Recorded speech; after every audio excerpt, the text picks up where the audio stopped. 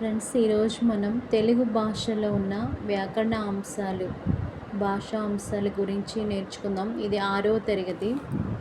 అయితే ప్రతి ఒక్కరు కూడా టెట్ డిఎస్సి రాసేవాళ్ళు కంపల్సరీ తెలుగు నేర్చుకోవాలి. తెలుగు నెగ్లెక్ట్ చేసినట్లయితే 150 మార్కుల్లో 30 మార్కులు తెలుగు ఉంటుంది. కాబట్టి ప్రతి మార్కు మనకు చాలా విలువైంది. పాయింట్స్ కూడా గత డిఎస్సి నేర్పిన అనుభవం కాబట్టి మనం చాలా జాగ్రత్తగా నేర్చుకుందాం ఫ్రెండ్స్.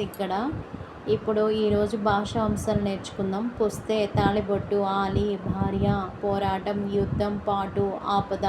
ఇవేంటి అర్థాలు? కూడు, అన్నం, తిండి, కాడు, శ్మశానం, సుంత, కొంచెం. దుమ్ము, పరాగము, ధూళి, పోరాటము, యుద్ధం, రణం, ప్రాణము, జీవము, ఉసురు, దొర, అధిపతి, రాజు, బండి, పాఠశాల, విద్యాలయం, చేటు, కీడు, ఆపద. ఇవన్నీ ఫ్రెండ్స్ పర్యాయపదాలు. వ్యతిరేక పదాలు అంటే మనకి తెలుసు ఫ్రెండ్స్, అయినా కూడా మనం నేర్చుకోవాలి. కావలి, వద్దు, దోషము, నిర్దోషము, దాటి, దాటక, వింటాడు, వినడు, వెళ్ళి, వచ్చి, చెడు, మంచి.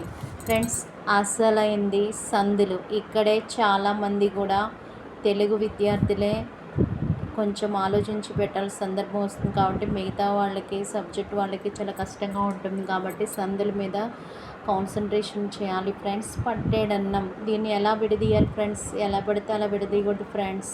సంధి సూత్రం ప్రకారం విడదీయాలి ఫ్రెండ్స్. వీటికి కొన్ని నియమాలు ఉంటాయి ఫ్రెండ్స్. నెక్స్ట్ వీడియోలో మనం నేర్చుకుందాం ఫ్రెండ్స్. ఈ వీడియోకి ఎక్కువ లైక్స్ వస్తే ఫ్రెండ్స్ నేను నెక్స్ట్ వీడియోలో సందుల గురించి చెప్తాను.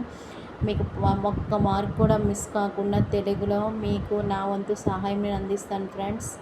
పట్టెడు ప్లస్ అన్నం, ఉత్వసంధి ఎందుకైందో నెక్స్ట్ వీడియోలో చెప్తాను. మాకొద్దు తెల్లదొరతనం, మాకు వద్దు ప్లస్ ఈ తెల్లదొరతనం, ఉత్వసంధి.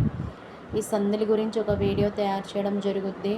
ఎక్కువ లైక్ చేస్తే నాకు కొంచెం మోటివేషన్గా ఉంటుంది నెక్స్ట్ వీడియో అందించడానికి.